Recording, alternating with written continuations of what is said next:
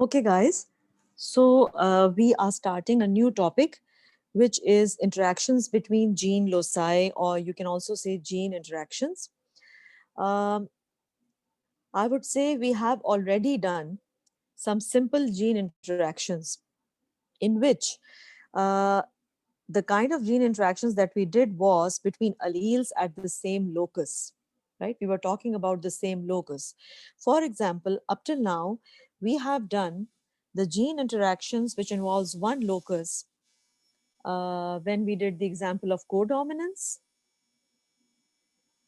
Another example that we did was the inheritance of dominant and recessive alleles, okay, when we were doing pure dominance. So this means there is some sort of interaction between the dominant and the recessive alleles, right? So I can say when we were doing examples of pure dominance, right? That's also a kind of gene interaction. Of course, the dominant allele has some influence on the recessive allele. And then we did the example of multiple alleles in the form of blood groups. In that case, also A was having some influence on B, and B was having some kind of influence on A. And in the same manner, A and B were having an influence on blood group O. So that was also an example. And then one other example in which we did the coat color of rabbits, which comes under the topic of multiple alleles. That is also an example of gene interactions.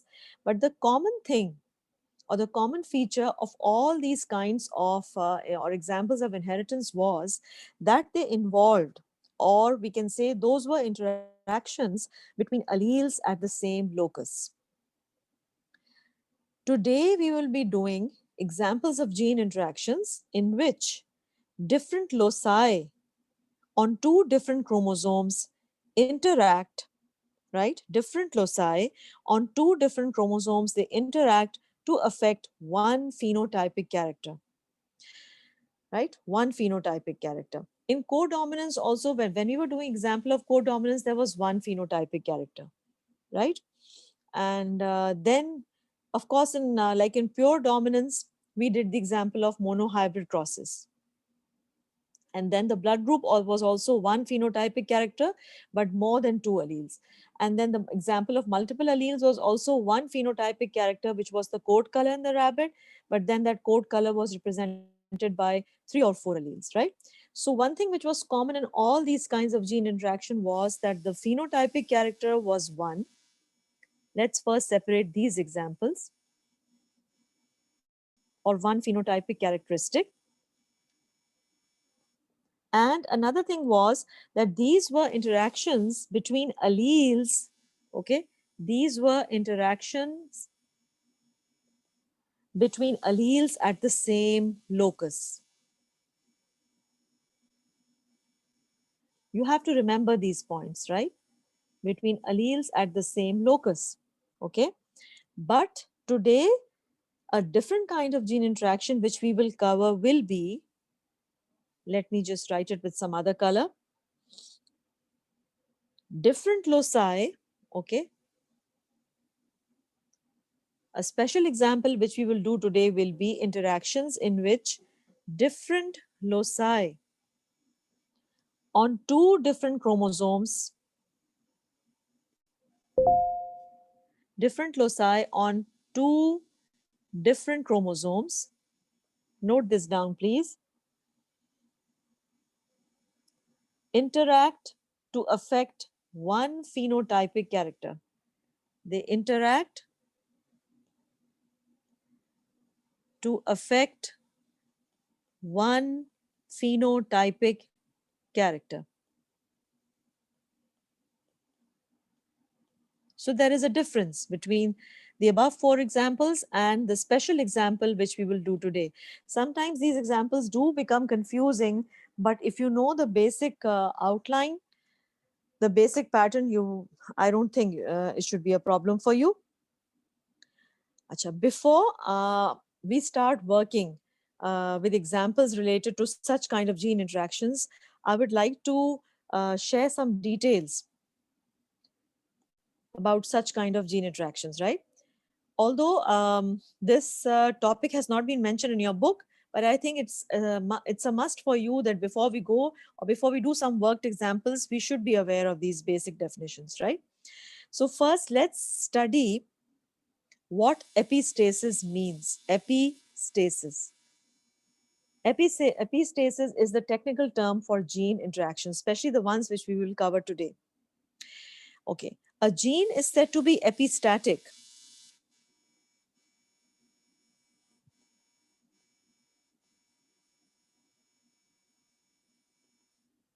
when its presence suppresses the effect of a gene.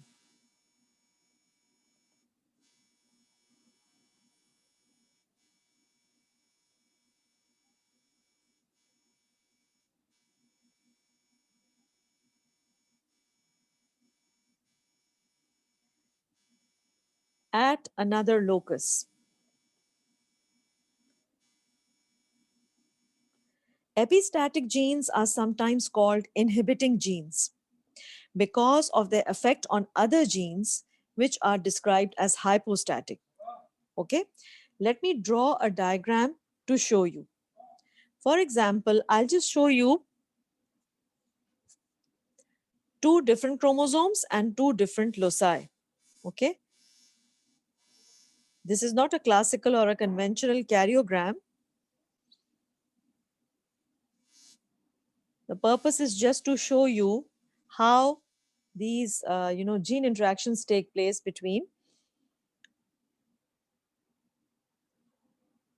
different loci on two different chromosomes, right? So let's say I'm making one chromosome.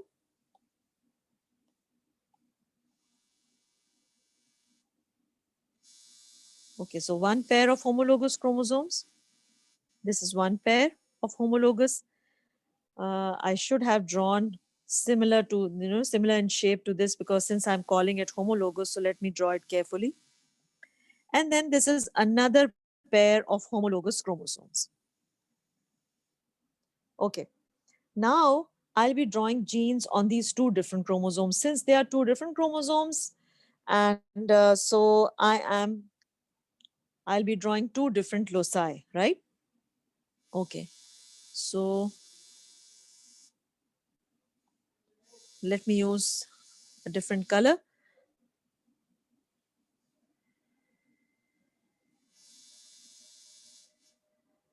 This is the symbol.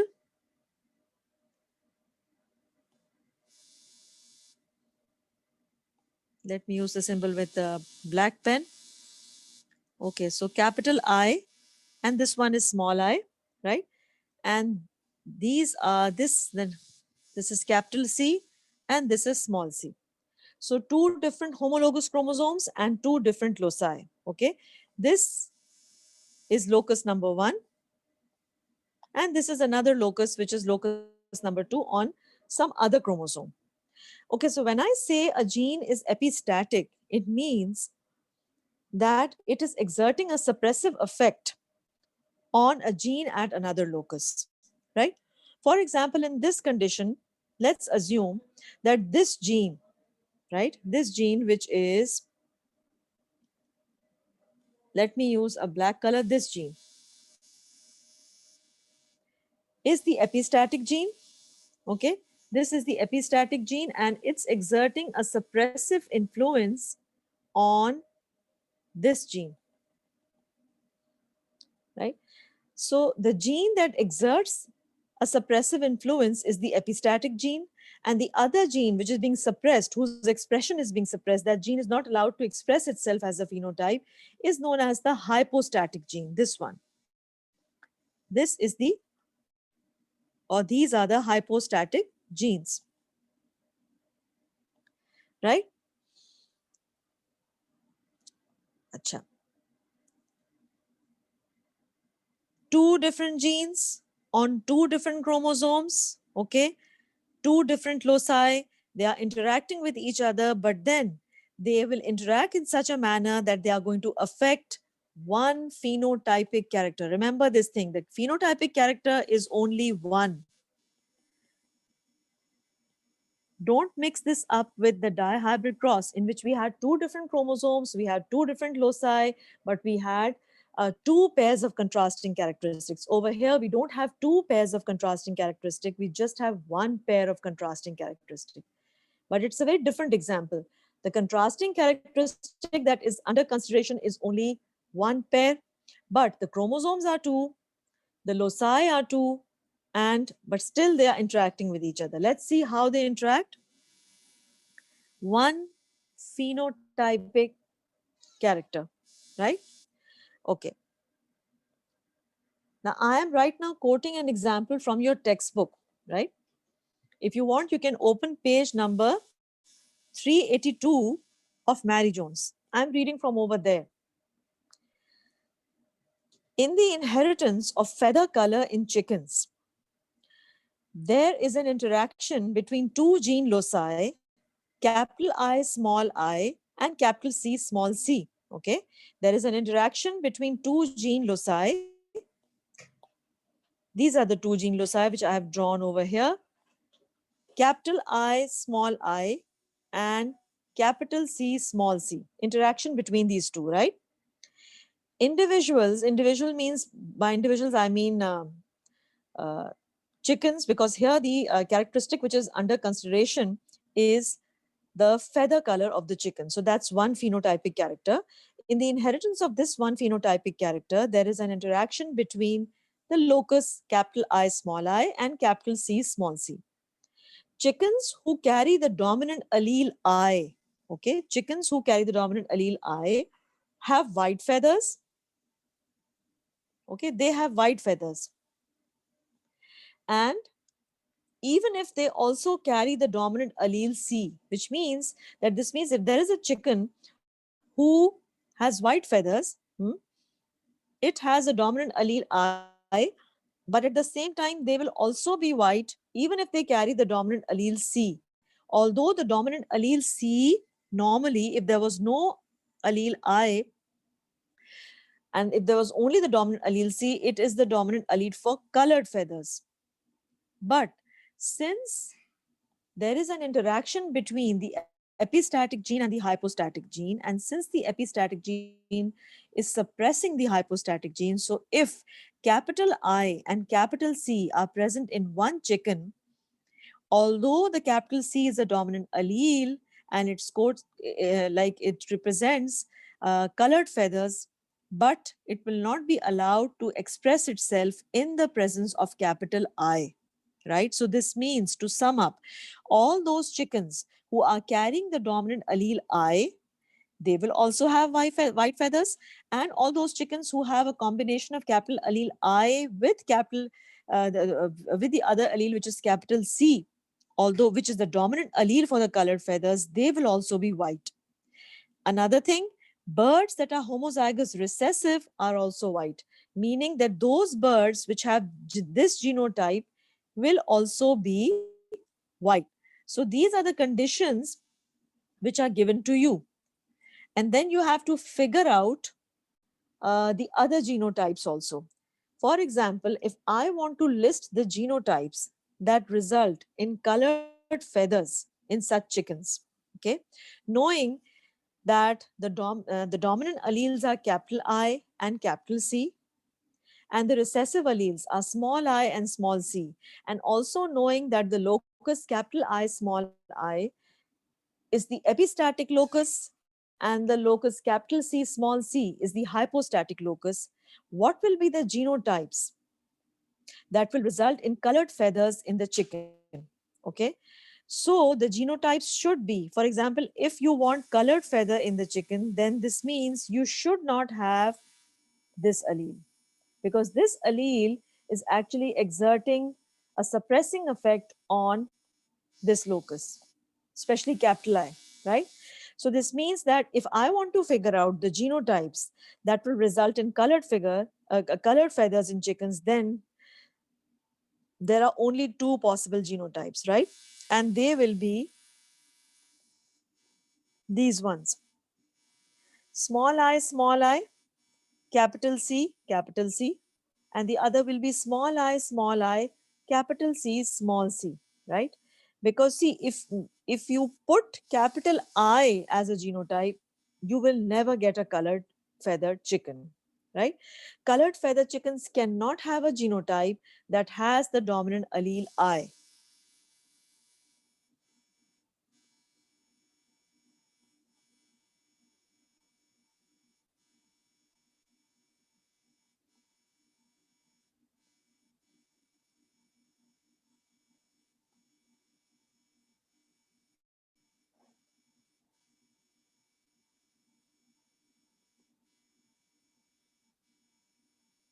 I hope this is not confusing you.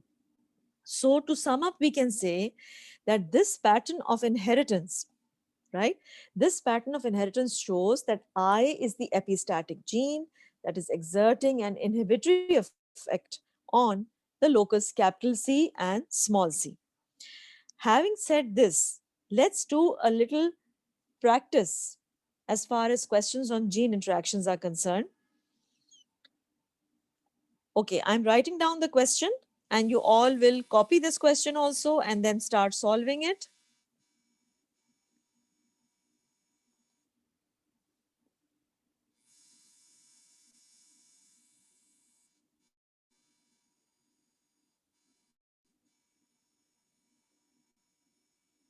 In white leghorn fowl, the plumage color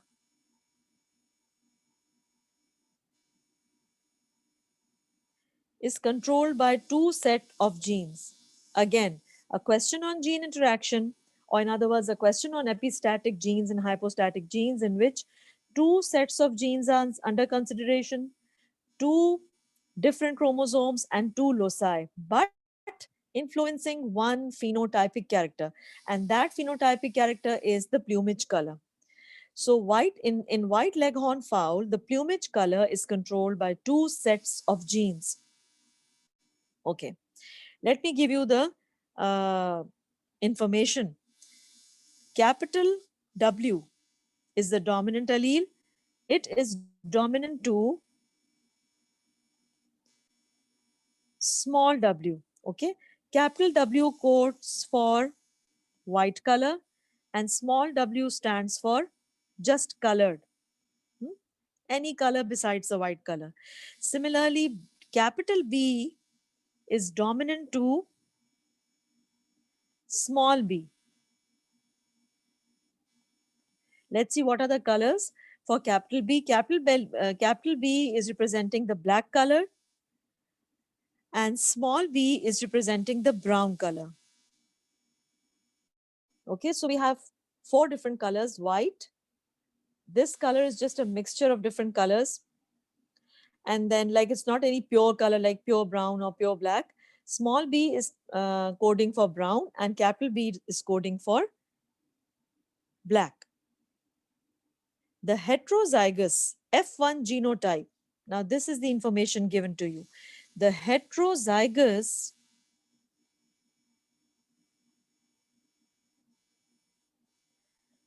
F1 genotype, which is capital W, small w, capital B, small b, is white. Right?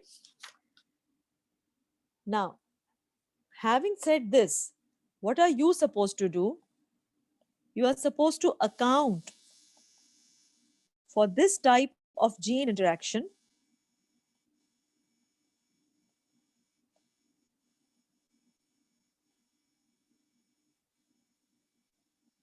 and show the phenotypic ratio of F2 generation.